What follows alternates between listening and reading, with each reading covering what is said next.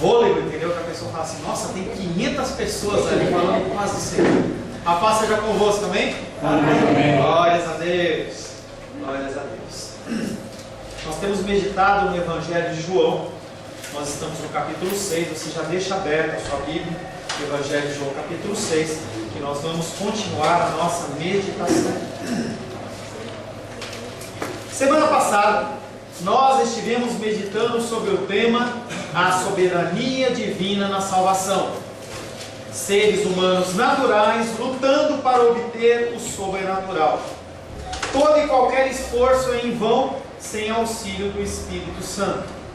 O domínio e a soberania da salvação está nas mãos de Deus e apenas em suas mãos. As pessoas elas acham que elas podem conquistar a sua salvação, mas é uma luta sem fim, em que a pessoa, além de não ter fim, a luta não tem nenhum tipo de lucro, nenhum tipo de ganho, porque a salvação ela vem de uma forma soberana através da pessoa do Senhor Deus. O versículo que ficou da semana passada é João capítulo 6, verso 44, que diz: ninguém pode vir a mim se o Pai que me enviou não o atrair. Eu o ressuscitarei no último dia. O Pai nos envia Jesus. Jesus, Ele nos guarda e Ele ressuscitará a nós no último dia. Tudo vem do Pai e através de Cristo se concretiza. O ser humano, como um mero observador, ele simplesmente aceita os desígnios de Deus. Quero convidar você a abrir a palavra de Deus no Evangelho de João. Nós vamos ler do verso 32 em diante. Evangelho de João, verso 32 em diante. Assim diz a palavra de Deus. Replicou-lhes Jesus: em verdade vos digo, não foi Moisés quem vos deu o pão do céu. O verdadeiro pão do céu é o meu Pai quem vos dá. Porque o pão de Deus é o que desce do céu e dá vida ao mundo. Então lhe disseram: Senhor, dá-nos sempre desse pão. Declarou-lhes, pois, Jesus: eu sou o pão da vida. O que vem a mim jamais terá fome, e o que crê em mim jamais terá sede. Verso 41. Murmuravam, pois, eles, os judeus, porque disseram: eu sou o pão que desce do céu. E diziam: não é este Jesus, o filho de José? Acaso não lhe conhecemos o pai e a mãe? Como, pois, agora dizes: desci do céu? Respondeu-lhe Jesus: não murmureis entre vós. Ninguém pode vir a mim se o Pai que me enviou não o trouxer, e eu o ressuscitarei no último dia. Está escrito nos profetas: e serão todos ensinados por Deus. Portanto, todo aquele que da parte do Pai tem ouvido e aprendido, esse vem a mim. Não que alguém tenha visto o Pai, salvo aquele que vem de Deus, este o tem visto. Em verdade vos digo: quem crê em mim tem a vida eterna. Eu sou o pão da vida. Vossos pais comeram o maná do deserto e morreram. Este é o pão que desce do céu, para que todo que dele crer não pereça.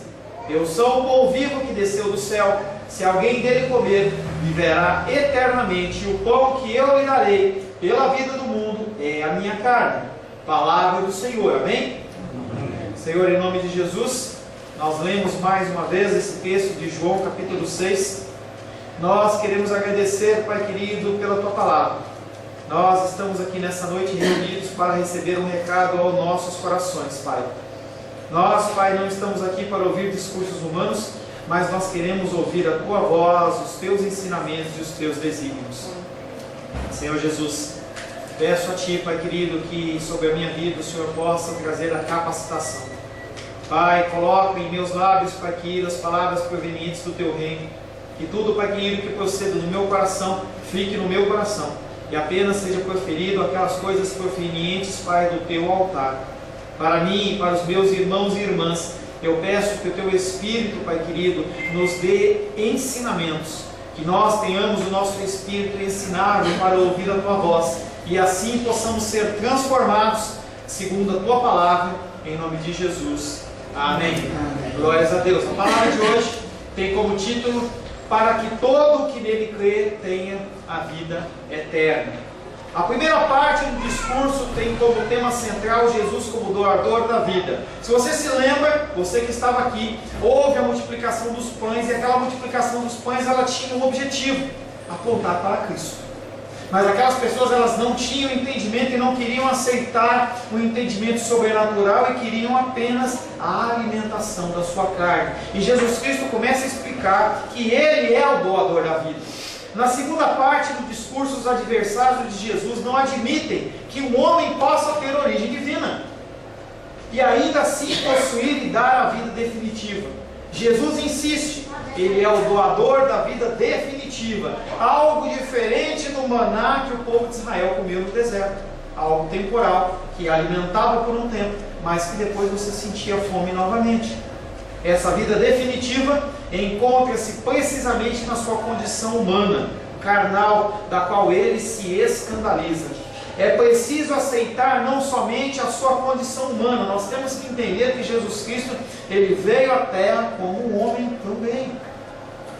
Mas o fato da sua morte e a sua ressurreição ser o único caminho.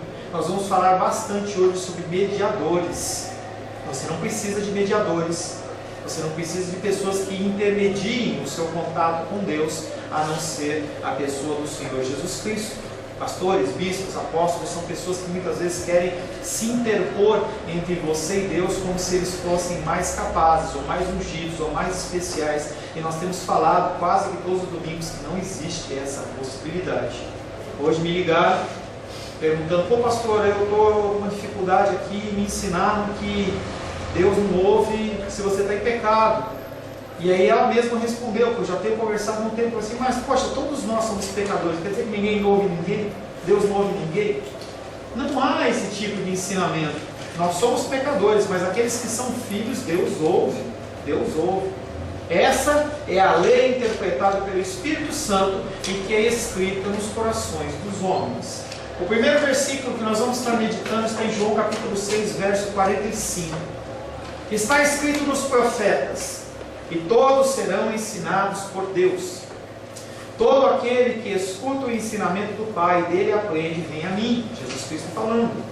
Jesus retoma o seu discurso citando um texto profético. Ele está falando com os judeus, e o texto profético vai dar algum alicerce para que aqueles homens entendam que Jesus não está falando do seu coração, ele está falando sim de algo que está escrito na palavra e que eles deveriam conhecer. Onde, falando da restauração da igreja, ele promete que os filhos seriam ensinados por Deus. Não são todos que são ensinados por Deus, mas os filhos o são. Entende-se então que a igreja não pode ser restaurada de qualquer outra forma, senão por Deus ensinando e conduzindo os cristãos a Jesus. E a gente vê a situação da nossa igreja hoje, que é lamentável e triste. As pessoas dentro do âmbito cristão evangélico, elas têm vivido um cristianismo falso, um cristianismo algodão doce, em que tudo pode, em que você está ali para ser feliz, você está para ser satisfeito. E as pessoas elas têm se frustrado porque elas não têm visto a realização, o resultado desse evangelho que é pregado. E as pessoas elas fazem marchas para Jesus como se pudesse acontecer alguma coisa no âmbito espiritual para você caminhar. Não que tenha, eu não vejo nenhum tipo de problema, mas as pessoas elas se alicerçam em coisas que muitas vezes você não encontra na palavra. A gente precisa muito mais de cristãos verdadeiros que orem, cristãos que busquem ser forjados à forma do sermão do monte. Não se preocupe com o mosquitinho que está voando, você está preocupado com o mosquitinho, não se preocupe, um pouquinho me para. Deus ele está muito mais esperando que você se transforme no medida do sermão do monte, por exemplo, que realmente você fique andando, ou fazendo manifestações e tudo mais. Entenda que essas coisas não mudam, essas coisas não vão gerar nenhum tipo de alteração dentro do mundo espiritual. Por muito tempo eu acreditei que assim era verdade, mas isso não é verdade, porque a gente não vê. A gente vê o nosso mundo cada vez mais se afundando, se afundando, se afundando. E quando nós olhamos para a igreja, nós não vemos quase que nenhuma esperança. Pessoas buscando pessoas. Pessoas apenas edificando para outras pessoas.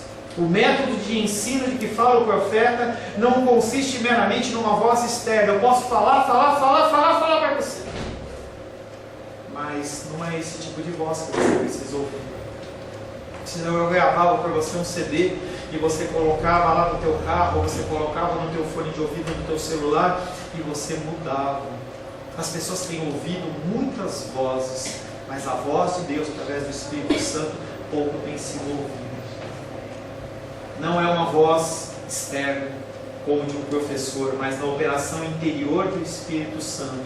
Você não precisa ser mudado exteriormente, você precisa ser mudado interiormente. O nosso coração, ele carece por mudanças. As pessoas, elas querem mudar e não querem mudar. Elas querem transformação e não querem transformação. Elas querem participar do reino de Deus, mas não querem fazer parte do reino de Deus com as suas obrigações. Eu aceito muito bem entrar numa organização, numa empresa, em que fala que o horário é X de chegada, o horário de saída é tal, você tem que se vestir de tal maneira, você tem que proceder de maneira A, B ou C. Mas quando nós entramos no âmbito espiritual, as pessoas, elas querem mudar as regras, para que as regras sejam as regras delas. Este ensino de Deus consiste na iluminação interior do coração. Por que do coração? Porque do coração procedem maus desígnios, homicídios, adultérios, prostituição, furtos, falsos testemunhos e blasfêmias. Mateus, aqui ele não está falando com o não cristão, ele está falando com você, está falando comigo. O nosso coração tem isso aí. O nosso coração tem todo esse tipo de sujeira e muito mais. Ouvi esse fim de semana um pastor falando que se as pessoas pudessem ler os pensamentos daquele que vos fala, as pessoas iriam embora. Não se escandalize, não se escandalize, porque o meu coração, ele é semelhante ao seu coração, e todos os nossos corações carecem da glória de Deus.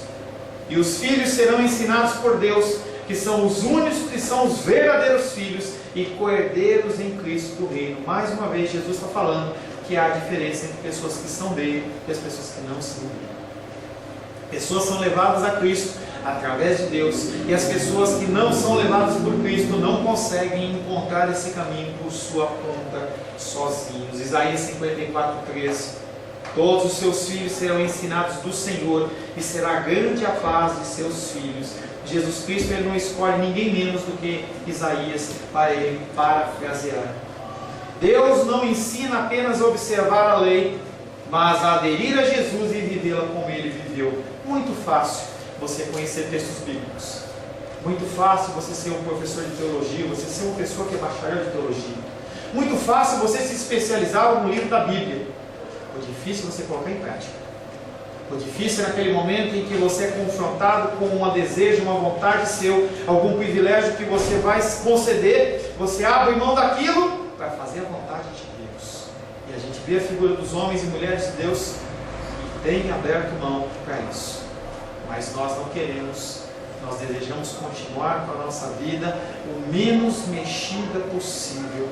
E você quer tentar viver num contexto entre viver dentro do mundo e viver num contexto do reino de Deus, e isso não é possível, não é possível. Elias olhou para os homens e mulheres de Israel e falou assim: você quer servir a Baal? Sirva a Baal. Você quer servir a Deus? Sirva a Deus. Não há como você servir a dois senhores. Deus não ensina apenas a observar a lei, mas a aderir a Jesus e vivê-la como ele viveu. Não basta uma conversão superficial, tem que haver mudança. As pessoas, elas se convertem, as pessoas, elas se batizam e elas acham que acabou. Acabou, isso não vai nada. É como pessoas que, por exemplo, fazem um curso universitário e falam assim: eu não preciso fazer mais nada. Me alegra quando eu vejo, por exemplo, o Paulo chegou para mim e falou assim: posso compartilhar aquilo que eu estou lendo? Ele está se formando, está quase formado, faltando um pouquinho só para ele se formar, mas ele está investindo na vida espiritual dele. Nós temos que aplicar as coisas espirituais que nós aprendemos na nossa vida prática, senão não tem sentido. A lei não é importante em si mesma, e sim tem como finalidade apontar para Jesus. Daí a frase seguinte: todo aquele que escuta o ensinamento do Pai e dele aprende, vem a mim. É preciso aprender do Pai ensinamentos, esses que vêm através do Espírito Santo. Se esses ensinamentos eles não vierem filtrados pelo Espírito Santo, você vira um religioso, você vira um fariseu, você vira um hipócrita. João capítulo 16, verso 8 diz: quando ele vier, o Espírito Santo convencerá o mundo do pecado, da justiça e do juízo. você lê a Bíblia, se você lê a palavra de Deus, você medita nos ensinamentos do Senhor, sem a ótica do Espírito Santo, você vai endurecer o seu coração, e eu convido você a parar de ler. Pessoas que leem a Bíblia sem a ótica do Espírito Santo endurecem o seu coração, se desviam a caminhos segundo o seu coração, segundo a sua vontade, e se perdem. Jesus anuncia que a nova comunidade não será continuação nem restauração de Israel como povo. Aquelas pessoas queriam fazer Jesus Cristo rei, e Jesus está falando: meu reino não é desse mundo, eu estou ensinando outra coisa para vocês, presta atenção.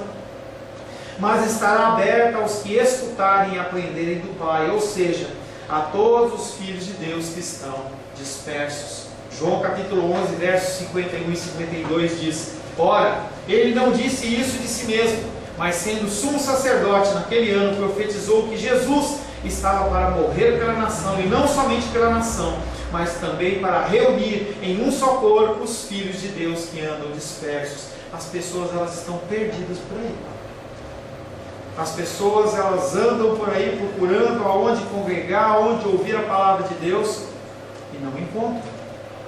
Porque Jesus tem sido falado, tem sido cantado, tem sido dançado em honra de Cristo, mas não se encontra mudança e transformação na vida das pessoas.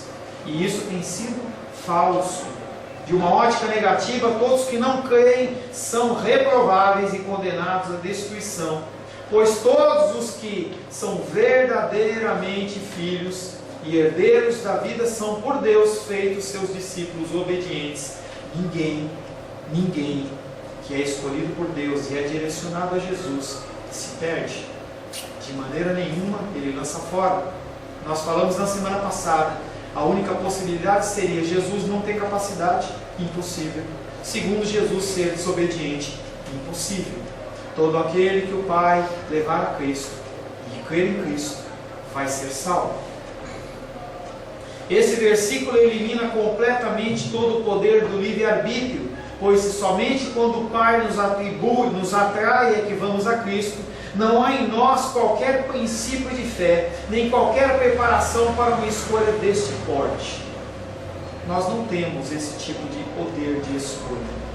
Quando eu congregava em outras igrejas mais pentecostais, eu aprendia, por exemplo, que para receber um batismo com o Espírito Santo, depois de ser aceitado Jesus, eu tinha que começar a orar muito. E eu orava muito. Você tem que ir no monte, e você tem que fazer sacrifício, você tem que fazer uma série de coisas. Quando Deus me ensinaram, quando Deus achar que você já está no ponto, Ele te batiza com o Espírito Santo. E nós temos visto que a palavra de Deus não fala isso, não ensina isso. Nós temos um presente de Deus que vem junto com a salvação, que chama-se fruto do Espírito, que faz você capaz de dizer não ao pecado e sim ter mudança e transformação na sua vida. E nós precisamos ser mudados, e nós precisamos ser transformados. João capítulo 6, verso 46. Não que alguém tenha visto o Pai, exceto aquele que vem de Deus. Esse sim viu o Pai. Ninguém viu a Deus. Nem Moisés, nem os profetas viram a Deus. Mas independente deles terem visto a Deus ou não, eles tentaram fazer a sua vontade. Nós não precisamos, com o sacrifício de Cristo, de mediadores humanos. Você não precisa de mim. É mesmo, pastor? Então eu vou congregar em casa. Não. Você não precisa de mim para chegar a Deus. Nós, como família, como igreja, nós precisamos nos reunir para que nós possamos aprender uns com os outros, inclusive para ter uma vida em comunidade. Ouvi uma piadinha essa semana cristã, super interessante, em que o Joãozinho estava lá na escola dele lá, e a professora lá falou assim: quem quer ir para o céu? Todo mundo quer ir para o céu. Levantaram as mãos, menos o Joãozinho. E a professora olhou para ele e falou assim: Joãozinho, você não quer ir para o céu? E ela falou assim: claro que eu quero ir para o céu, professor, eu só não quero ir com essa turma aí. Porque ele olhava para as pessoas e falava assim: olha, esse mente, esse xinga, esse bate, esse briga, mas nós somos corpo, um corpo falho que ainda tem que ser preparado, um corpo que está sendo aprimorado. O Paulo falou aqui sobre o ouro, entendeu? Da preparação do ouro, da purificação do ouro. Essa purificação você não consegue fazer isso em casa. Você vira o seu próprio rei, você vira o seu próprio pastor, e você simplesmente abandona o reino de Deus para novamente edificar o seu reino. É algo que eu tenho falado bastante. Reino de Deus e o seu reino. Você não pode viver em dois reinos. Você não pode viver um tempo num reino e viver um tempo em outro reino. Ou você é de Deus ou você não é de Deus. Nós não precisamos com o sacrifício de Cristo de mediadores humanos, mas só temos acesso a Deus através de Jesus. Jesus, que conhece o Pai face a face, é o nosso único mediador a Deus. João capítulo 1, verso 18. Não se preocupa, Seba, já vamos parar de gritar o gol. Ele dura só um momento. Ninguém jamais viu a Deus. O Deus unigênito que está no seio do Pai é quem o revelou. Não tem como você conhecer a Deus se não for através de Jesus Cristo. Ele é a palavra, Ele é o verbo de Deus, e é apenas através dele Ele se revela para mim e se revela a você. Não é necessário uma experiência extraordinária com Deus para legitimar a salvação. E as pessoas, elas procuram, como eu, ficavam procurando ver anjo, procuravam ver luz, e as pessoas, elas contavam da conversão, que ela estava parada no quarto dela, e o quarto encheu de uma luz tremenda, e eu falei, Deus, eu quero é isso. Eu quero que o anjo venha e fale que eu sou especial, que eu sou legal, que eu vou pegar para multidões. Não é preciso desse tipo de experiência. Para algumas pessoas Deus concede. Bem-aventurados aqueles que não precisam disso, que acreditam apenas pela fé.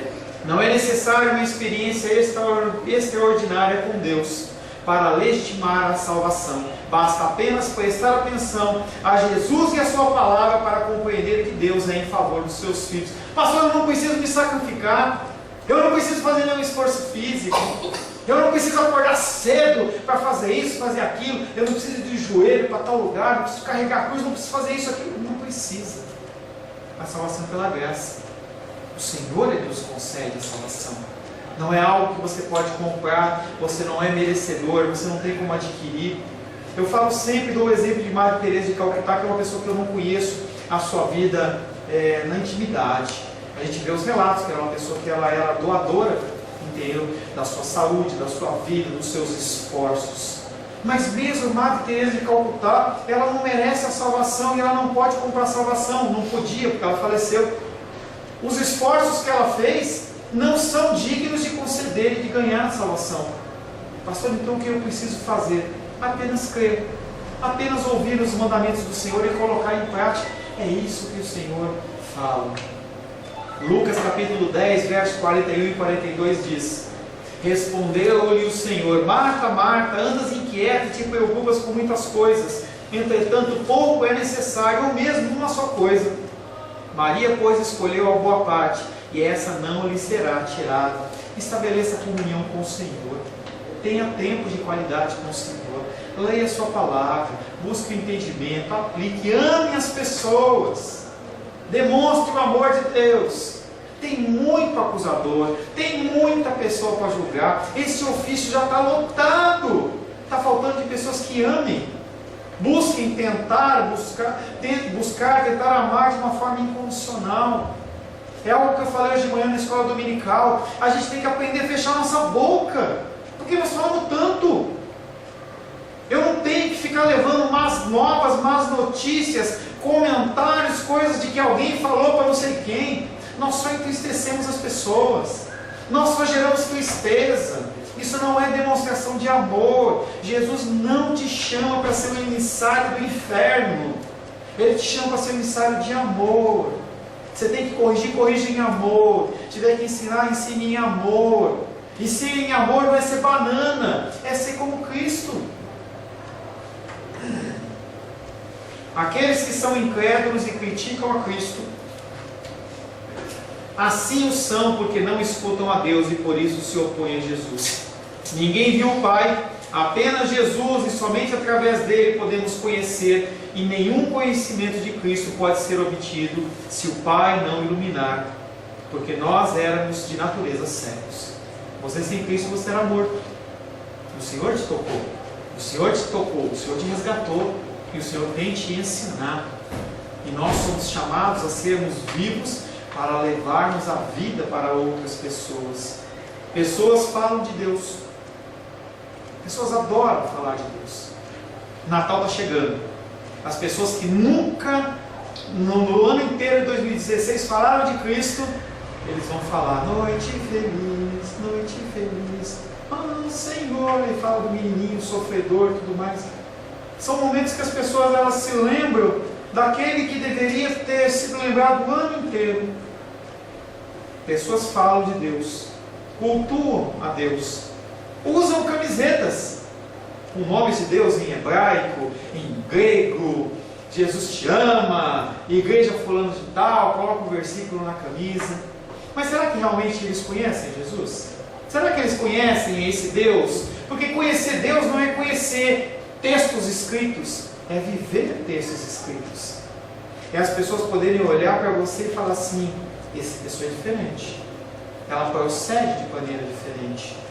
Ela não é uma pessoa que apenas declara, mas é uma pessoa que muito mais ela vive.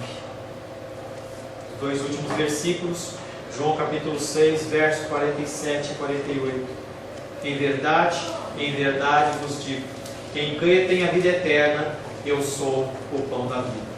Independente dos versículos anteriores que nós já meditamos em João capítulo 6, em que Jesus exaustivamente afirma que a salvação procede única e exclusivamente de Deus, Jesus Cristo ele continua reforçando esse ensino. João capítulo 3, verso 15: para que todo que nele crê tenha a vida eterna. Você não pode ter a vida eterna se não for através de Cristo. Se você é uma pessoa frequentador de monte, é muito legal você orar no monte, apesar de não ter monte em Brasília. Eu sou brasiliense e eu sei que não tem monte em Brasília. Tem elevações de terra, mas não são montes. Tá? Você pode olhar um pouco de geografia e você vai ver que não são montes. Tá? Aqueles que creem nisso não podem se aproximar de Jesus como se estivessem lhe fazendo um favor, ou pior, como se soubessem o que é melhor para ele. As pessoas se convertem e querem ensinar Jesus Cristo o que ele tem que fazer. As pessoas se convertem e eles querem definir como que tem que ser o culto. Não é Deus que fornece a terminologia, a fórmula do culto. Não, é os seres humanos, porque eles têm que ser agradados. João capítulo 6, verso 14 e 15 diz: vendo pois os homens o sinal que Jesus fizera, disseram: este é verdadeiramente o profeta que devia vir ao mundo. Sabendo pois Jesus que estavam para vir com o intuito de arrebatá-lo para o proclamarem rei, retirou-se novamente sozinho para o monte. Ele não precisa de você para coroá-lo como rei. Ele já foi coroado pelo Senhor Deus antes da eternidade como rei. O ser humano continua querendo mudar os costumes e os meios.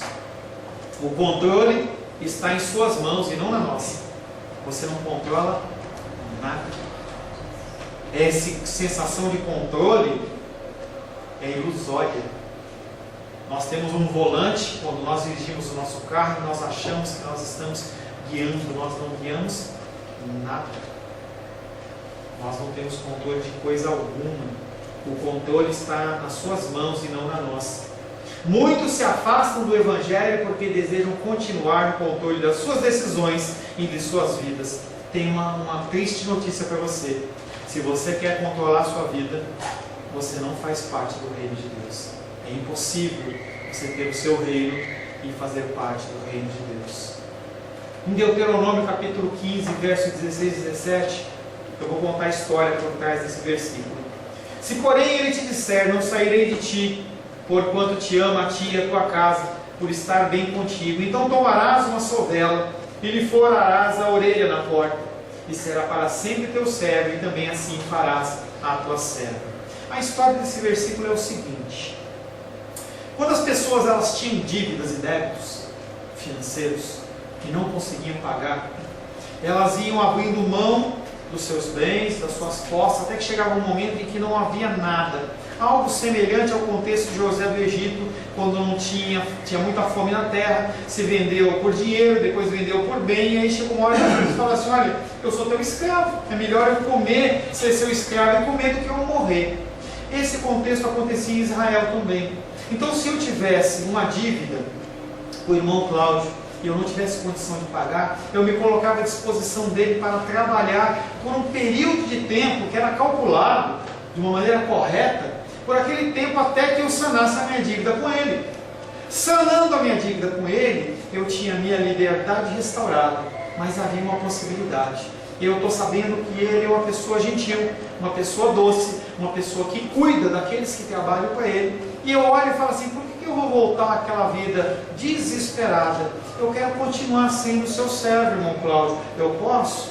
Pode. E aí tinha esse procedimento, se chamavam os sacerdotes, havia toda uma documentação e se marcava a orelha tanto dos servos, dos homens como das mulheres, para serem declarados servos para sempre. Quando você, de uma maneira espontânea, você reconhece Jesus Cristo como seu Senhor e Salvador, você entra nesse contexto. Você para de ter vontade, para de ter desejos, você passa a ser um escravo. Essa palavrinha escrita servo, serva, a nossa tradução brasileira, ela deu uma aliviada para você não ficar muito traumatizado, porque a palavra correta chama-se escravo. Escravo não tem vontade. Aonde o seu Senhor fala, vai, ele vai, senta, senta, levanta, levanta, come, come, não come, não come. Você como cristão, se você é cristão, você vive nessa condição, sem vontade, sem desejos, à mercê do seu Senhor e do seu Salvador. Nosso reino e a tentativa de governar o reino de Deus, mas não, nós sabemos dessa verdade, mas nós queremos mudar o reino de Deus para que satisfaça a minha vontade. Afinal de contas, eu já fui rei do meu próprio reino. Pessoas ainda nos dias de hoje, como Pedro, acham que podem moldar Jesus e as suas vontades e desejos, mas estão enganados. Mateus capítulo 16, verso 22 e 23. Jesus Cristo tinha acabado de exaltar a figura de Mateus como aquele que tinha reconhecido ele como Filho de Deus, como servo de Deus Altíssimo, e na sequência Pedro pisa na bola. Pedro, chamando-o à parte, começou a reprová-lo. Olha que piada! Um ser humano reprovando o Rei do Universo. E Pedro, chamando-o à parte, começou a reprová-lo, dizendo: tem compaixão de ti, Senhor. Isso de modo algum te acontecerá. Mas Jesus, voltando-se, disse a Pedro: arreda-te, Satanás, tu és para mim pedra de tropeço, porque não cogita das coisas de Deus, e sim das dos homens. Hoje o ser humano não pode mais tentar controlar Jesus, mas pode tentar controlar você, através das igrejas, através de ensinamentos que não estão na palavra, como daquela irmã que eu te contei. A irmã ora para mim e fala assim: pastor, me ensinaram que se eu estiver em pecado, Deus não me ouve. Poxa, não vai ouvir ninguém então. Ensinamentos errados, destinados apenas a manter as pessoas em cubículos espirituais, em que ela não pode nem se mover nem para a direita nem para a esquerda. Para os que creem, o efeito da adesão pessoal a Cristo resulta em uma vida nova. Quando você tem Cristo na sua vida, uma nova vida é implantada na sua. O seu coração, ele é transformado. Esse coração que é de pedra, ele é transformado ou trocado por um coração de carne. E ele continua, começa a bombear sangue. Hoje estava almoçando e o coração, ele estava cru. Até reclamei com o cara do restaurante. Como é ruim um coração cru, paradão, sem fazer nada. Era o meu coração e o seu coração, sem a figura de Cristo. Para os que creem, o efeito da adesão pessoal a Cristo resulta em uma vida nova, que é definitiva e que se vai realizar totalmente através de uma herança que nos é prometida, a vida eterna. Dentro de escatologia, dentro da teologia dos fins dos tempos, é ensinado um conceito que fala: você já é uma nova criatura, mas ainda não. Você ainda mente, você ainda tem pensamentos impuros, você age de uma maneira errada. Você tem a salvação garantida para você, mas você ainda vive nesse mundo, já e ainda não. Quem crê tem a vida eterna. Ele é o pão da vida, que gera a vida em mim e em você. Feche seus olhos, em nome de Jesus. Senhor Deus, Tu és maravilhoso, Tu és bendito, Tu és o grande e poderoso Deus, aquele que reina, aquele que é para sempre, o maravilhoso, o conselheiro, o Deus forte, o Pai da eternidade, o príncipe da paz. Agradecemos ao Senhor pela meditação desta noite, Pai. Quero, Pai querido, pedir ao Senhor que tudo que eu possa ter falado, que venha do meu coração, possa ser como que apagado da mente dos meus irmãos e das minhas irmãs. Que apenas as coisas que procedem do Teu altar possam, Pai querido, realmente ser gravado na tábua dos seus corações, que eles possam meditar, que eles possam ser incomodados pelo Espírito Santo e possam se adequar à tua imagem e semelhança. É o que eu oro a Ti, em nome de Jesus. Amém. Amém. Glórias ao Senhor. A paz seja convosco. Meu nome é Paulo César. Eu sou pastor da Igreja Cristã Semente de Vida, aqui em Brasília, Distrito Federal. Me alegro que a palavra tenha te alcançado. A palavra faz isso. Ela alcança as pessoas aonde quer que elas estejam. E você foi agraciado com esta palavra. Não que eu tenha nada especial a te dizer. A palavra ela é suficiente e ela usa quem ela quer. E eu me alegro por ter sido um canal para poder te abençoar. Mas eu quero te dizer que não basta você ser um ouvinte. Não basta ser uma pessoa que se alegra quando você ouve a palavra de Deus. A vida ela é feita de decisões. Se você está ouvindo essa palavra hoje, eu creio que o Espírito Santo tem um propósito especial com você. Muito mais do que prosperidade, muito mais do que uma cura física, uma cura emocional ou espiritual, Ele quer te alcançar para a vida eterna. Nós investimos nosso tempo, nós investimos as nossas forças em coisas terrenas, mas o Senhor Ele tem muito mais a oferecer. Ele tem sim para você a cura, Ele tem sim para você a prosperidade, mas Ele tem muito mais que isso. Submeta-se a um Deus que Ele é capaz de mudar e transformar a sua vida por completo. Creio que o Espírito Santo Ele é capaz de tocar o teu coração. Quero pedir que você curve a sua cabeça. Senhor, em nome de Jesus, coloco na tua presença essa vida que ouve esta ministração, que ouve esta palavra. Pai, eu não tenho capacitação nenhuma, mas o teu Espírito Ele é capaz sim de tocar nesta vida, gerar nela mudança, transformação, arrependimento, e que ela possa simplesmente bater no peito, convencendo-se que é pecadora e que precisa de um Deus salvador. Não há um caminho a ti, meu Deus, que não seja através de Cristo. E eu lhe peço, Pai querido, que você alcance essa vida e ele possa sim tomar uma decisão pessoal pelo Senhor, em nome de Jesus. Amém. Amém, meu querido. Amém, minha querida. Fico contente que você esteja ouvindo essa ministração até o fim. E peço que você não se limite a ouvir os cultos pela internet. Você procure perto da sua casa uma igreja, um lugar que proclame a palavra do Senhor. Eu oro para que o Espírito Santo te direcione nessa busca, porque muita coisa tem sido oferecida que não é o Evangelho. Eu abençoo a sua vida em nome de Jesus. Amém.